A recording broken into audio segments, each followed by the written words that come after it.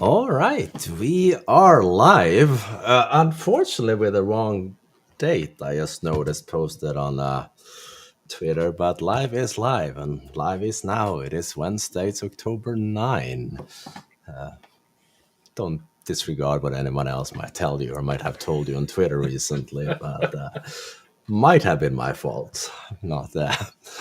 But anyhow, we of course have a special guest today, Mr. Richard. Welcome for you. Yeah. Welcome and thank you for joining us. Thanks for having me, man. Appreciate it. Always good to hang out with you guys. Sounds good. I'm celebrating also. This is the first day of the week. I actually not sounding like a Tom Jones on. Yeah. My voice was not good Monday, Tuesday. I can assure you that. But still have a little bit of the raspiness. But I'm feeling so much better. I was not a happy camper. Glad you're on the mend. Yeah, sounds good. But hey, Richard, since we have you here, what would you like to say a few words? There must be a reason I'm here, right? Well, it could be just your good looks being here and all, but we know that's not the case. No, yeah. So the reason I'm here is because we have an upcoming free mini course covering Entra certificate-based authentication. So for your audience who may or may not know me, I am an independent consultant, and I focus largely on two specific areas: secure remote access and digital certificates in PKI. And over the years, in working with remote access, digital certificates and using certificates for authentication was always an excellent idea. They're a fantastic, strong phishing-resistant credential. And it was about a year or so ago, somebody had reached out to me and said, "Hey, Entra supports certificate-based authentication. Can you help us deploy this?" And so I started looking into this, and then hey, this is fantastic, and remarkably easy to set up. Now it gets really complex when you start putting policies in place and so forth. But one of the things that Johan and I had a conversation about is, hey, this would make a great kind of a free course on the ViaMonstra Online Academy. So we're going to do that coming up in November. I think it was November 6th is what we decided on. And that is free. So we hope everybody registers and wants to come and learn about Microsoft Entra certificate-based authentication and why it's awesome and why you might want or need to use it. Perfect. Excellent. Thank you. Yeah. Now, I myself attended a session in Switzerland recently. Correct. I was in the audience.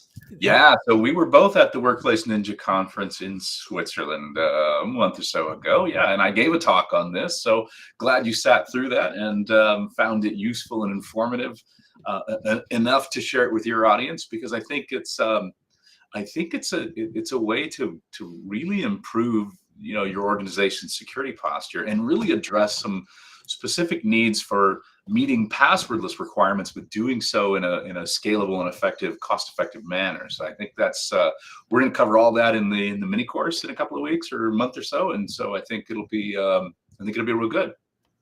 Yeah, no, that was on the Heckless Road taking notes. Something that stood out to me was combining this with things like conditional access and stuff. Like, oh, wait a minute, this is interesting. Yes. So that got my attention for sure. All right. Same. I mean, I'm so used to dealing with passwords and so used to dealing with secrets, but I know certificates are something that we need to do. And Richard, you do a great job of making them less scary, because most people don't want to deal with managing certificates. Right. Well, you know what? Microsoft is really helping us there. So certificates have been around for many, many years, and they are a fantastic credential, as I've mentioned before, because they are passwordless, right? Because you can authenticate with a certificate without having to know the password with the associated account. But ultimately, what you're doing is you're choosing strong cryptography over the user's ability to select a strong password. So I'll take cryptography any day in that regard.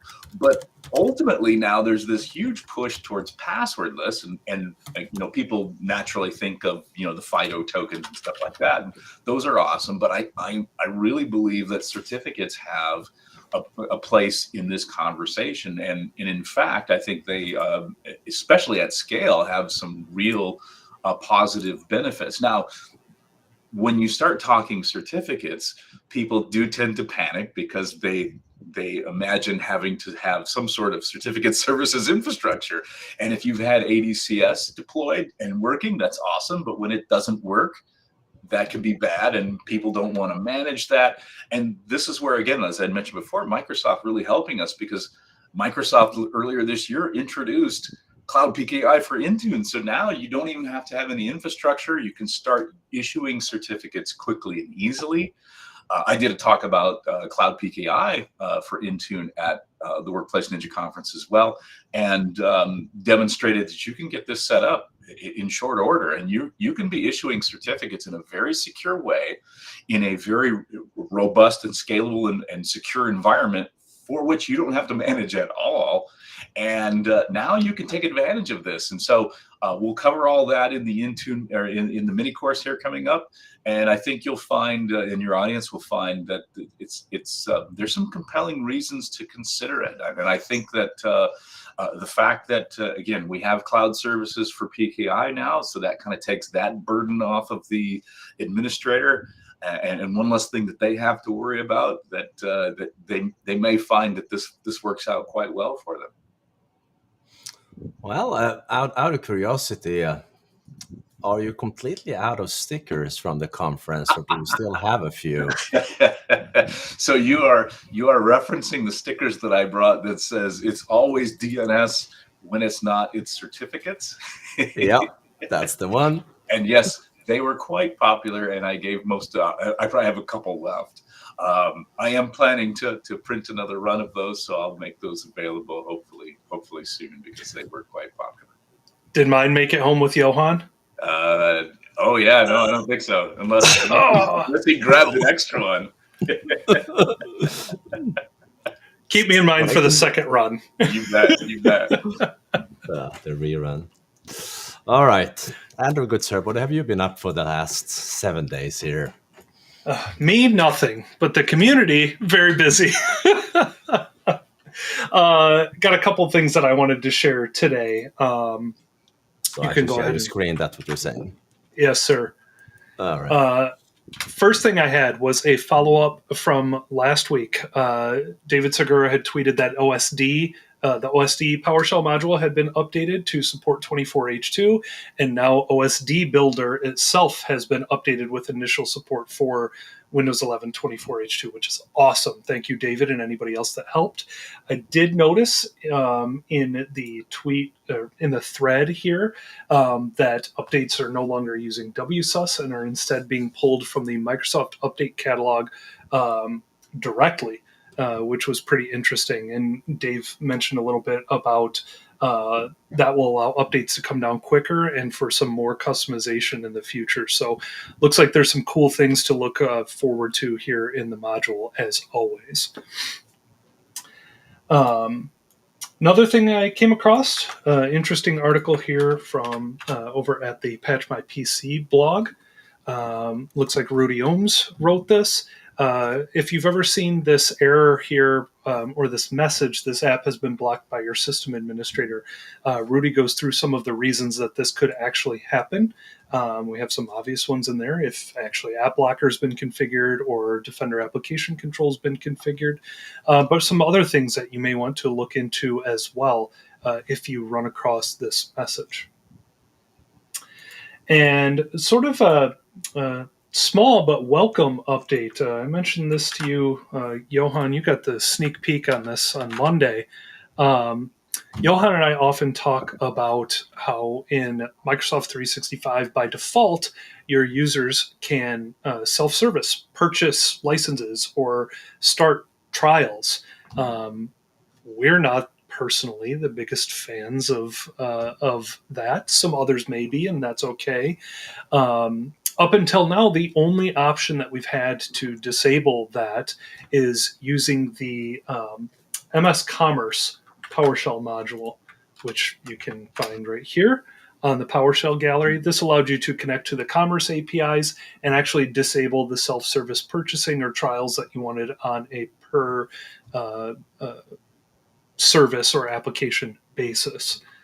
But now Microsoft has added this into the M365 Admin Center, actually, which I thought was a welcome change. Personally, more likely than not to do this through PowerShell, but I can think of plenty of organizations where perhaps you just want to manage this through the UI. This isn't something that changes often, but it does change throughout the years. And here is the UI over in the M365 Admin Center, org settings. We have a new self-service trials and purchases option. And you can make these changes right in here for each one of these pieces of software. Not only can you disable it entirely, you can also change this to allow trials only if that's something you want in your organization. So I thought that was a cool improvement and wanted to share that today. But those were the few things that I had to share. All right. I have at least one thing I wanted to share. Spend some time this weekend playing around with a few ARM devices that I had, and it was I blame Niall Brady on this one because he was tweeting about some issues he was having with Hyper-V on ARM and was asking if anyone else had seen the problem after upgrading. I'm like, oh heck, I have to try. So I upgraded 3 different ARM hardware that I have running Hyper-V to Windows 11 24H2 and started to poke around and see what I could find about it. First of all, I found a few new PowerShell commandlets that are, as far as I know, they are completely undocumented, but they were there. I found out them using PowerShell by basically comparing all the parameters for all the commandlets, and there were a good chunk of them. PowerShell is good that way. You can just show you what's different. So I did that. But also I learned that save states doesn't work. If you try to resume a VM that has been saved before the upgrade, it will simply tell you that, nope, your host is completely different physical hardware. Will not restore. So you have to delete the state and bring it back up again. Then I also learned that if I try to enable the virtual TPM chipset, which didn't work before 24H2, but if I did that on an existing VM, it would never boot again. But if I create a new VM with the same settings, enable the same TPM and boot it up, then it will work just fine. So long story short, recreate the VMs and life is good. Solve that problem. But other than that, it was good. Also, Mark Andrew reached out and said that, you know what, WinNet is also supported now. I didn't even know it was missing, but it is supported in ARM64. So again, thank you there for letting me know. Community at its finest. But other than that, I'm starting to play around a bit more with Windows 11 24H2 and hoping not too much will be not working. So far, it's looking quite good, but been in the industry long enough, it usually takes a few more months until all the quirks are found and fixed. So recommend not putting this in production like all the machines right now, but it's definitely ready to start playing around and test with. So I recommend doing that. And yeah, and for those of you commenting on my little date mishap earlier, it is still October 9. Last time I checked, it is not October 7, 4:45 p.m. Central Time at the moment. So it is live. It is not pre-recorded. Yeah. Questions? Do we have any? We do. First question in here is from Benny. 24H2 has installed on some clients via Windows Update for Business update rings. How do I stop that? I would prefer to use the feature updates to manage the upgrades and not the update rings. New to Windows Update for Business through Intune, by the way, and have recently migrated from ConfigMgr. They are I have to say thank you, Niehaus, for mentioning that. Those dates were close enough, so appreciate that. So the thing is, I just started to play around with some update rings for this. I think I had like one device to them. Let's see what I have here.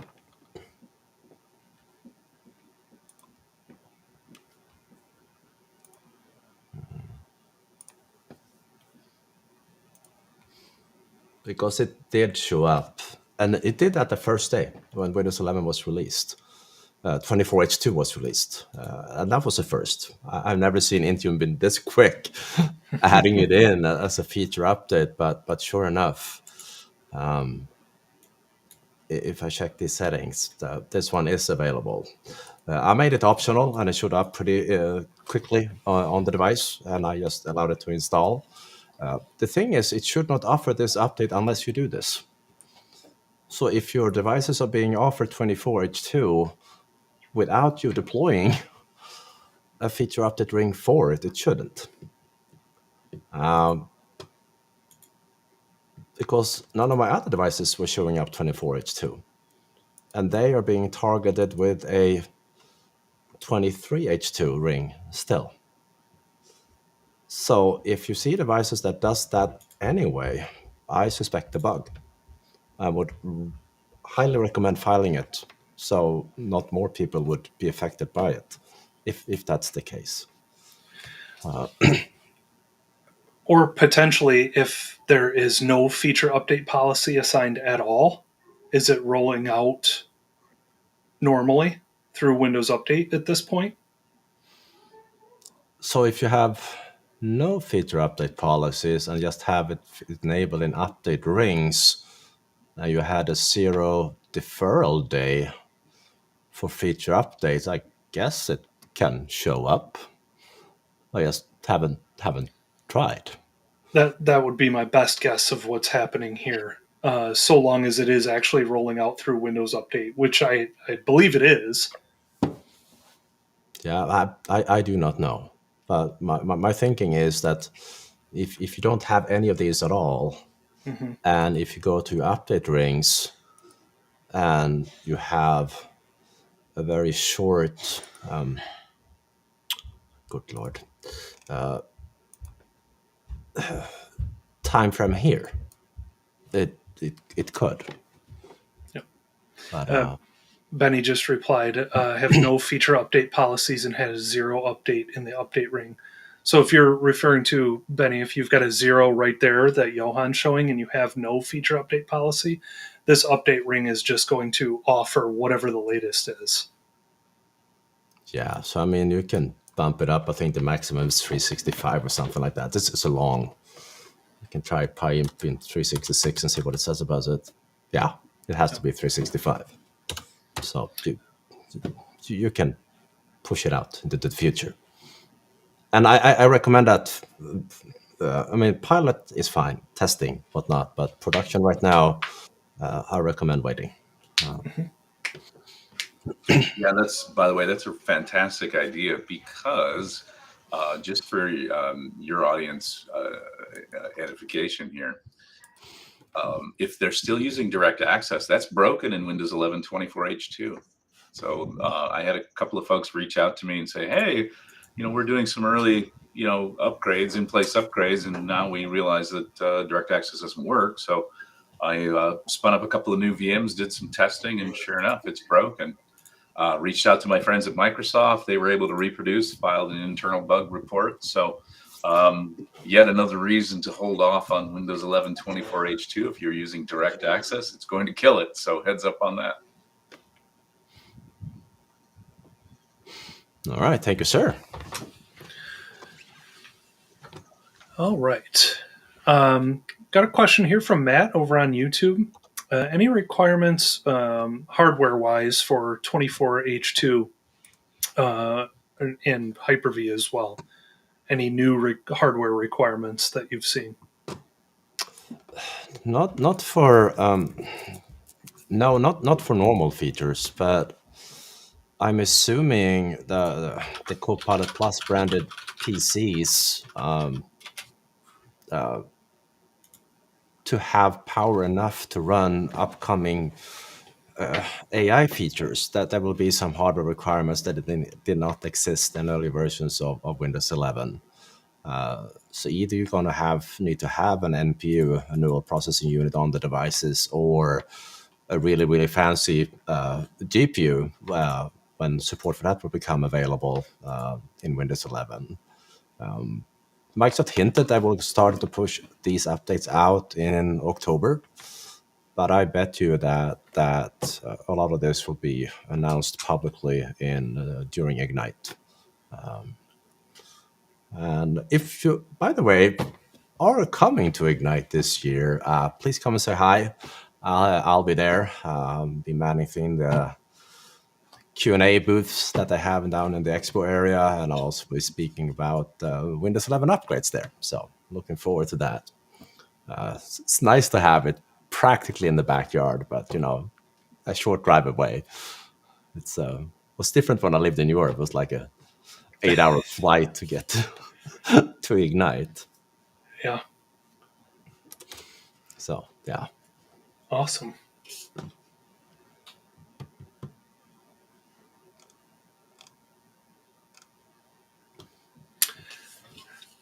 All right. Matt's got another question here. On an Optiplex 7060, can update the RAM and update the hard drive with NVMe? And if so, what's the max? Depends on who you ask. It's funny. We were just talking about this morning. So if you ask Dell, they're going to claim that 32 is the maximum. But if you buy the right memory chips from Crucial, you can have 64. And these days, I just saw that 8 terabyte NVMe's are starting to show up for purchase. They're not cheap, but they are there. Was hoping that Samsung would have some, but nope, not yet. Speaking of Samsung, have you had any issues with your 4 terabyte ones since you got them replaced? Not after getting them replaced, but there have been 3 now that has been sent for replacement. So what kind of issues were you having, Johan? Sorry? What kind of issues were you having?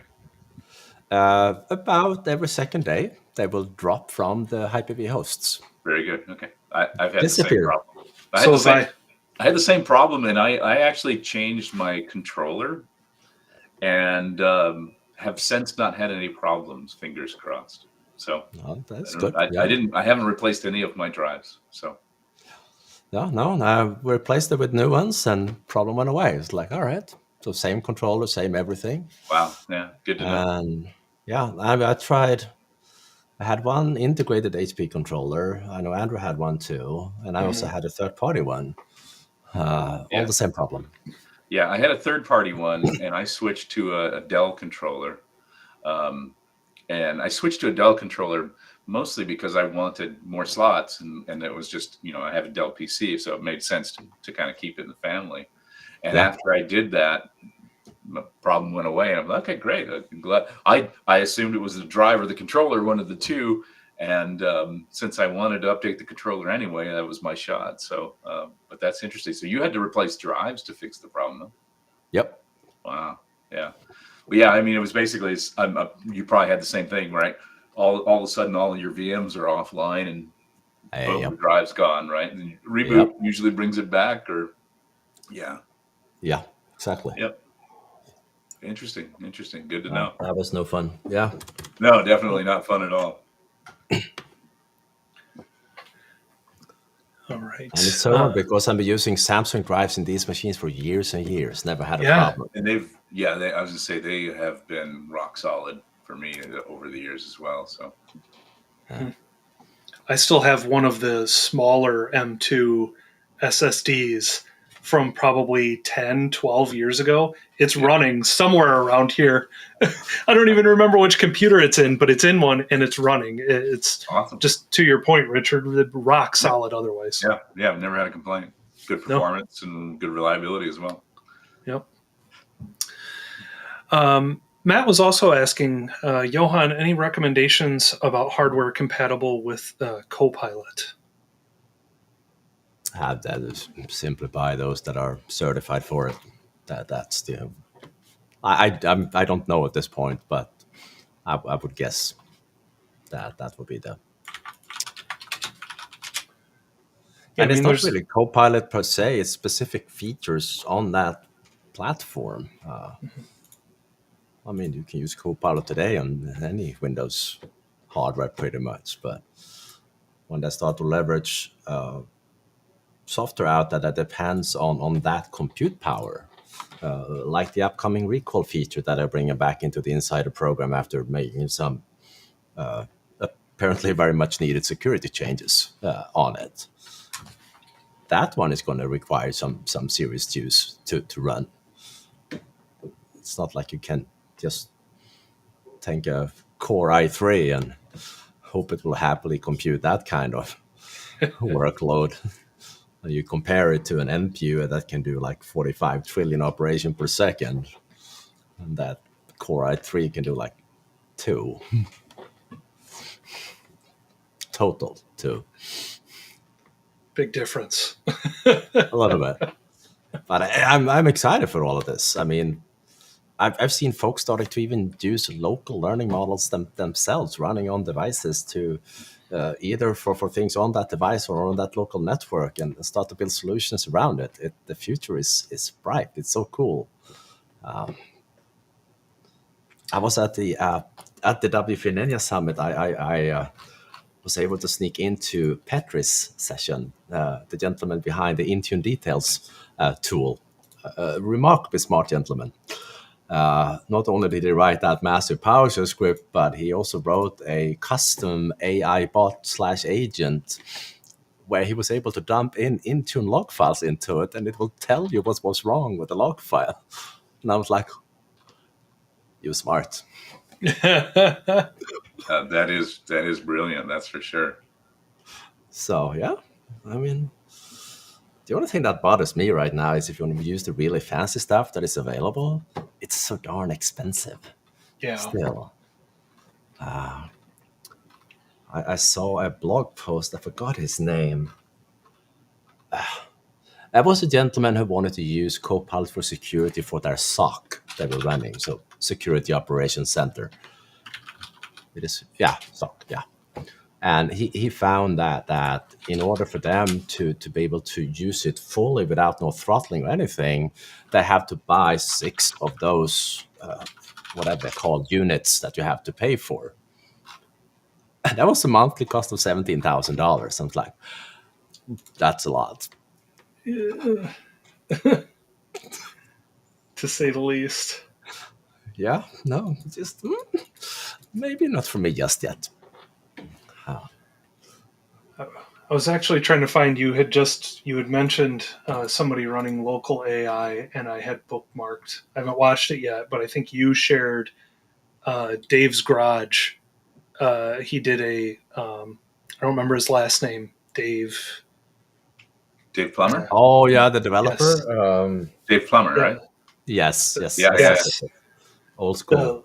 Local Chat GPT $50 hardware to $50,000 hardware that I've been wanting to watch. Yeah, that was a good one. It's up on YouTube there, so that's a good one. Very cool. Maybe you can find that link. Yeah, I just found it. Well then, I'll share that as well. You have it on your screen, sir? I have an ad on the screen, but yep. You can skip the ad and then I can show the screen. Finally skip the ad. Yeah. So yeah, I'll share this too. He was apparently one of the developers on Task Manager and also on the format utility for back in the days. So that press Control while Task Manager is open, it doesn't scroll the processes back and forth. Yeah, good stuff. Such a cool unknown feature. That was such a cool unknown to many feature. Seemed like that gained some traction. Like last year, people are like, "What? You can pause Task Manager from scrolling?" That was brilliant. Yeah, would have been good to know 15 years ago. Yeah, or 30. Yeah, exactly. Awesome. All right, we had a couple of questions come in here while we were chatting, but I'll make sure I share this link with everybody as well. Matt was asking, do we have any news about lapse in Windows 11 24H2? So the only thing that I came across with lapse in 24H2, which is an awesome feature, is that if you wanted to use a custom account for lapse, which is recommended, rather than using the built-in local administrator account, which lapse is going to do by default, 24H2 will now create the account for you, which is pretty cool. You used to have to, well, not used to, if you're running anything other than 24H2, you actually have to create that custom account through a script or a configuration baseline or some other method. Not sure if either of you came across anything else on lapse, but that was what I saw. No, I was just searching. I haven't heard anything else. Okay. You, Richard? Nope.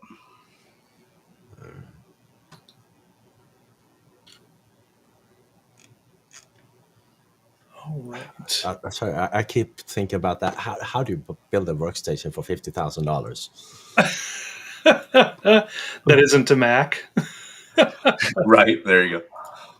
I don't think it is. It sounds expensive even for that. I'd say I spent quite a bit of money on my last workstation, thinking this is it. This is the last one I'm ever going to build. It should last me until I retire, right? And I didn't spend a fifth of that. So yeah, I hear you. Well, a couple of Threadrippers will do that, I guess. Right, yeah. You can, although when you go into cart or Dell and Lenovo, and you start piling in memory and storage, those costs can go up pretty fast, I guess. So, yeah, true. Which is why I usually upgrade memory after the fact, because you could get it aftermarket cheaper. Oh yeah. Right.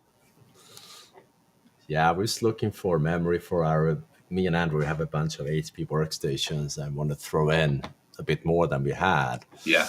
And to go above 768, you need to buy the low voltage DIMMs. And if I bought them directly from HP, it will total up to like $10,000. Oh, that's right. Yes. eBay.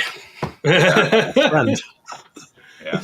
Yeah, I looked at, I was on my workstation, I did a memory upgrade earlier this year, late last year. And it was the same thing. I went onto the Dell website and I needed an extra 512 meg or gig of RAM or whatever it was. And it was like, the price came out to like $6,000. I actually found it on Amazon. It was Samsung memory too. And I think I paid like $300-$400. It was just not even close. So. Oh, 400 last time I checked is slightly less than a few thousand. It's amazing the amount of storage and RAM that we can shove into computers for a pretty affordable price point these days. For sure. Comparatively, at least. All right. Yeah, it's really nice being able to run like, Hyper-V or VMware on your workstation and still be able to do other stuff. Like right now I've got some things open. I've got 35 VMs running right now, and it doesn't really bother anything. By the way, I can open up Photoshop, edit some photos, and it's just it is really nice like that. Yeah, that's awesome. All right, I see a question here about Been seeing a lot of work or school account problem notifications on logon. Account settings want another sign-in. Might have started with Windows Hello for business testing. Many cooks in the kitchen, so not sure. So far, just on my account, but I have lots of test machines and see it a lot. Nothing specific that I've seen recently, nor widespread, I should say. I remember Jürgen Nelson had some part of that in his session. Okay.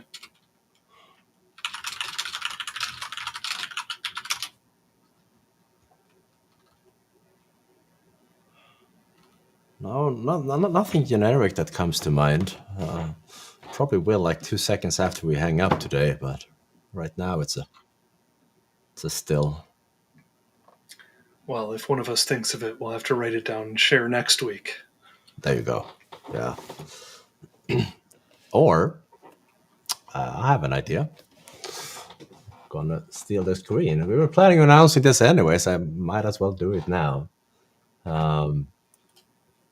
Over the years, we had people not always being able to ask questions right now. Primarily folks over in Europe, because it's close to midnight over in Europe, and apparently sleep is a thing over there as well. So since we opened up a community on our academy quite recently, it's a forum. Anyone can join. You don't have to attend the course. We hope that you will attend the course, or even our community courses, but anyone can join. And questions that are posted here, we will also bring up here in office hours. So this is another opportunity to send in questions that we can answer here or showcase or whatever you need to do with them. But so on that note, please send in that question there, and we will reach out to Mr. Jürgen, because I know he's been doing some work in that area recently, and see if he has any comments on it. Sounds like a deal? I think so. All right. All right. Brian over on YouTube is asking, do we still use Twitter or X, depending on if you want to call it what it is currently called officially or in the past? I personally stuck in the past here. Anyways, do we still get the latest news from Microsoft and the community over there, or have we transitioned to something else? Twitter is still in the lead for ConfigMgr and Intune content, I'll say. X still rules the world. I mean, yeah, it's the place to be. Absolutely. Yeah. I agree. I've been following a few discussions over the week. People asking, okay, can we move to something else like threads or whatever? But yeah, problem is that the product groups are here, their support accounts are here, and the community is here on Twitter. So I have seen a good uptake on LinkedIn, though. There is some great conversations happening on LinkedIn as well. So if you absolutely do not like Twitter and you can't figure out how to mute the stuff that you don't like in Twitter, LinkedIn is not a bad choice as well. Reddit has come up strong lately. I saw that they were up to 50,000 some members in the Intune subreddit, and the SCCM Reddit has been around for longer than ever. WinAdmin's Discord, still a lot of stuff. I know you were there a bit, Andrew, or were at least. Yep. And they're, 13 or 14,000 strong on that Discord server. That's a pretty big Discord server. And to your point, LinkedIn, I've also got quite a bit of good Entra and security content on LinkedIn recently.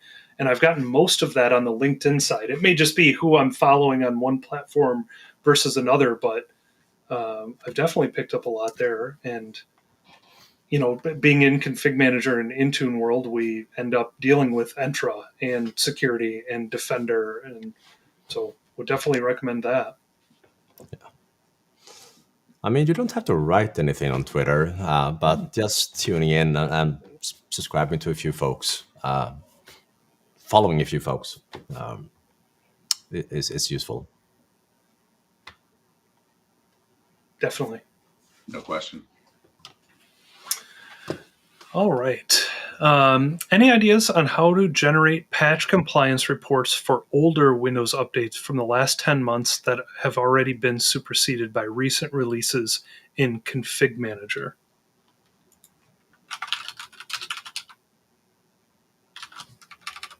So one patch compliance or set of patch compliance reports that I like, if you want to share your screen. Yeah. Yes, sir. Thank you. Is from Jonas Omsen over at Microsoft. He's a customer engineer. Formerly, if you were known as PFEs for a very long time on the Microsoft Premier support side of things, he has released and updated a number of times, even recently, a list of reports and sub-reports that do a very good job of showing you overall patch compliance in ConfigMgr across certain collections, across clients, across servers. And by that, I just mean you can do a lot of filtering and tailoring the view of what you want to see in there. So you have this main report dashboard here that you can see in the, I always forget in here, the Microsoft blog. When you go to enlarge a picture, doesn't really enlarge it. So the main report here will just show you the overall patch compliance, number of updates approved, things like that, as you can see here in this screenshot. But of course, you can start to drill down. I do like this in the main report too. You see top 10 systems by month since the last update was installed. So here in his example, this server had not installed an update in 16 months. So that pops right up to the top of the report. That's something that you should probably check out now before you check out the rest of your devices. But then you can drill down and see your list of systems. You can see updates missing or installed on a per system basis. You can see errors, deployments, things like that. I found this to be a pretty comprehensive set of reports, and it's something that's easily imported. I think it gives a little bit more than the built-in native reports. But this would be the first thing that I'd look at. All right, awesome. I'm just going to make sure that I've got that link copied over so that I don't forget. All right, I see there was a comment, or yeah, it's more the comment, I think. Let's see. No, Windows 11's new administrator protection feature is set to redefine local admin security. Can you say something about it? Oh, maybe that's what Matt was asking about. Is that like the sudo for Windows? That could be where it'll be the case. I saw they announced it, but I haven't played around with it at all. I was inside a preview build. So 26052, that's one build before 26100. So that means it should be in now, if I'm doing the math here.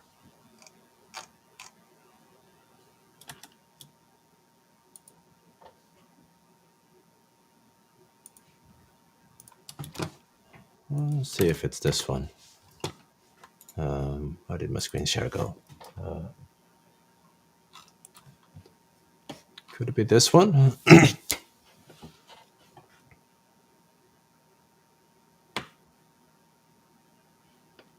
So this one is an older build than the release 24H2. So that made me think that it's available in it.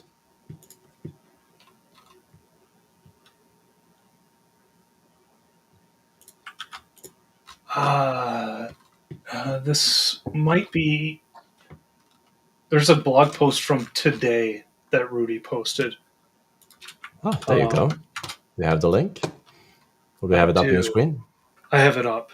So I think this might actually be something different. I think I maybe came across something on this like a day or so ago. It was probably Rudy teasing this blog post, actually. I think this is a little bit different and is going to change. So here you go. Administrator protection came with Canary build 27718, which came out this week. An upcoming platform security feature in Windows 11, which aims to protect free-floating admin rights for administrator users, allowing them to still perform all admin functions with just-in-time admin privileges. This feature is off by default and needs to be enabled via group policy. We plan to share more details about this feature at Microsoft Ignite. Johan, can I give you some homework for Ignite? Yes, you can. Administrator protection. I think we've got this looks hot off the presses here. I did found the suit one though also. Right. All right, so we'll share that link, and then the blog post I shared earlier, or showed earlier, not shared. I did deploy a Windows 11 24H2 this weekend because I was comparing how many apps Windows 10 would update a 22H2 Windows 10 versus a 23H2 Windows 11 versus a 24H2 Windows 11. And good news, it's a little bit less. But the jury's not to be done here just yet. If they ever start to deploy other stuff, we'll see. Anyhow, if I went into the developer settings, in settings, this is why I noticed this one here, enable sudo. Don't think that one is in 23H2. I have not tried it at least. This is a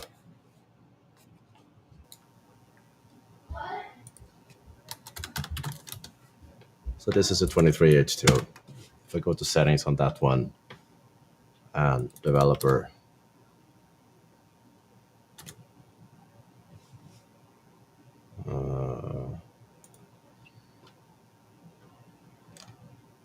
it does not have it. I think that settles it. It is in 24H2.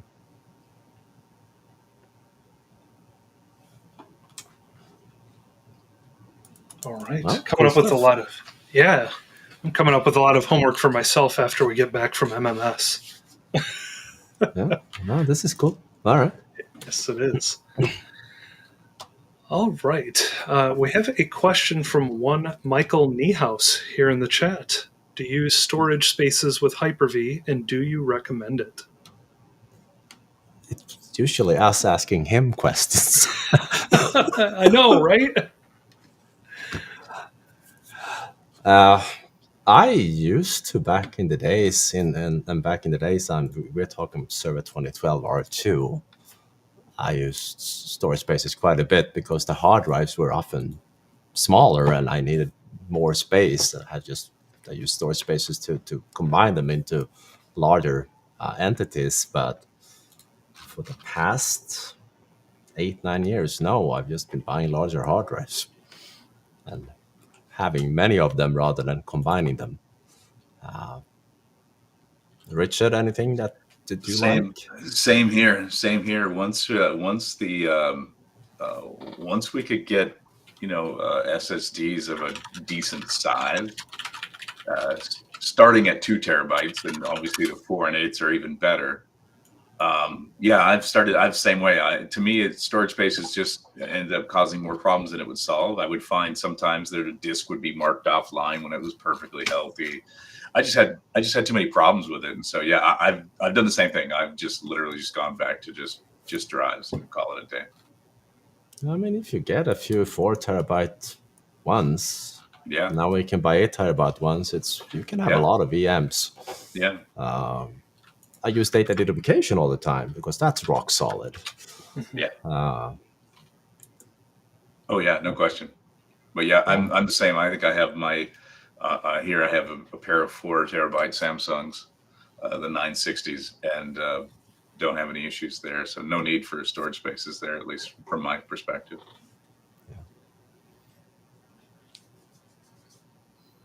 All right. Do we have any other questions coming in? We do. This one is from over on YouTube as well. Should I be able to use the Windows 11 24H2 key DORestrictedPeerSelectionBy Dword 2 on Windows 10 PCs to improve on peering file limits during enrollment? I'm seeing specific apps failing consistently. Yeah, that particular policy is not supported by policy, but it is functional or supported to set through registry. That is the local discovery. I can show what I mean, I think. Let's see what I have.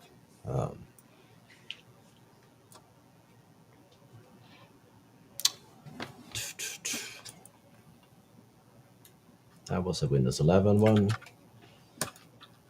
This will be a Windows 10 one.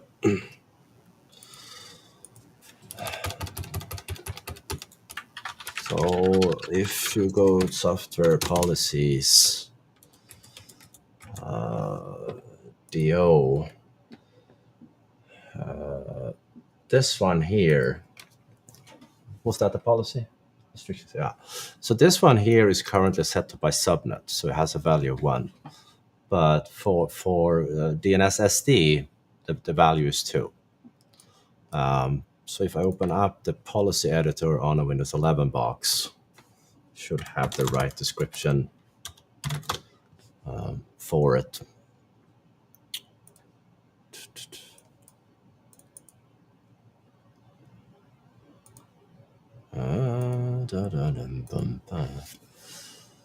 Here. No, that was the wrong one. Here.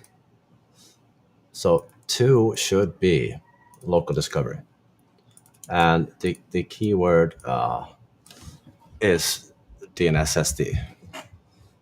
That's technically a broadcast message, a message that is sent out on the subnet. So it's limited by the subnet. Trying to find friends. And I believe it's the same that Bonjour is using. I know that Michael Niehaus, who's lurking here apparently in the comments, he even wrote together a tool that can be able to see if devices can talk to each other using that protocol. But if that is not working, or if you have switches or Wi-Fi networks that is blocking that from happening, yeah, enabling that is going to be a terrible experience because they can't find any friends. And yeah, of course, they have to start to fall back and to get content from Microsoft. So I would rather check if DNS is functional, and I know things that can break it is like central switching, if you have that for Wi-Fi networks, or if you have, I'm guessing storm control can also affect it, because I see that with other discovery methods. Branch cache, for example, is using WSSD discovery, and that doesn't like when switches are configured for storm control, or when central switching has been enabled for Wi-Fi networks. So what I would suggest trying out is to, if that's the case, try to flip over to a 1 or but there is another aspect in this, and it's a restriction of Windows 10. If you enable this on Windows 10, it's still going to have the 4-file limitation. A given client will only share 4 files at a time to other clients. In Windows 11, that limit is removed. So if your client has downloaded 100 files, this one is on, it's going to share 100 files happily. You'll be surprised how many files that are being downloaded at all times in Windows. It's going to be pure luck that the right file is shared at the right time, unless you have a good chunk of clients on that subnet. So, short and story, this one works better with Windows 11 than it does with Windows 10, because for Windows 10 it doesn't remove the file limitation. I'm not sure who came up with that 4-file limitation, but it was not brilliant. It wasn't. So maybe that.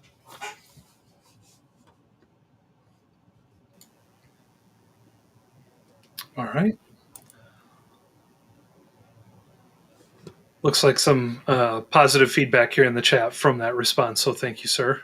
All right. Definitely. It sounds like it could be restrictions on the network in this case. Yeah. All right. Just wanted to call out, there's a lot of text, so I don't want to read it all out loud, but it looks like Russell had a follow-up here that is potentially related to the question on a work or school account problem, where there are a number of things that need to be excluded or disabled, which also help keep Windows 10 Enterprise from downgrading to Pro.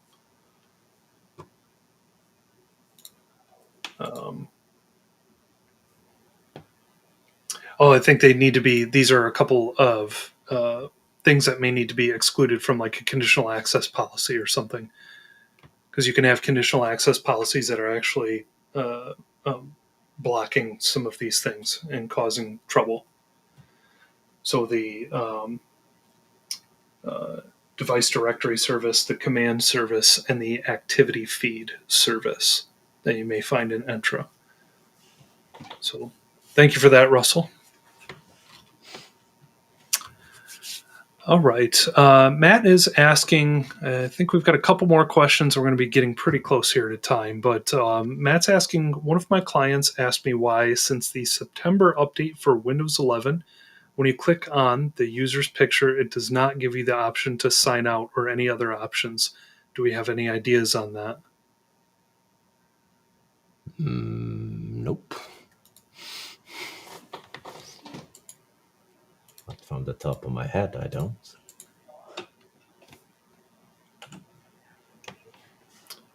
No, I see if you just in the start menu, if I click on my name, I just see a manage my account. But if I do right click the power icon off to the right, then I see shutdown and all that. Yeah, Andrew, if you click on the ellipsis in the upper right corner, do you see that? More options, and then it says sign out. Now that's on 23H2. I think 20, hang on.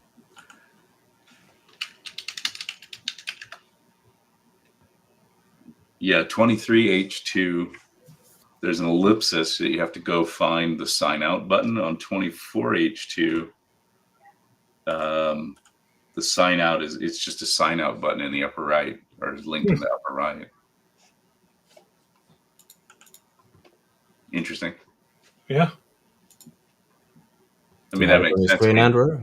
I mean, because if you look on 23H2, you click on the user, and then it says your details there, and there's ellipsis up there, and when you click on that, the only thing that's there is sign out. So it's like, I see. you're making somebody click some more, so you might as well just make that sign out. So I think that's streamlined in 24H2. Yeah, you can share my screen if you'd like, Johan.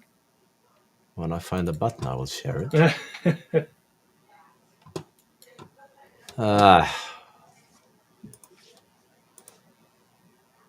So yeah, I think this is where you're talking about, Richard. If I click right here, yep, then there's the ellipsis. Yeah, and then in 24, and again, when you click on the ellipsis, there's only one thing there. It's not like there's a bunch of stuff there. So in 24H2, that little ellipsis just says sign out now. Oh, so okay. Instead of the ellipsis. Exactly. It just says sign out right there. Yeah. Got it. And then I think, of course, you should have some of those options here as well. Right. Yeah. If you just right click that. Interesting. Well, my primary system that I'm running from right here is pending a restart for 24H2 against my much smarter colleagues' recommendations. That's what they say. A good store never started with salad, so you have to dive in. That's right. Yep.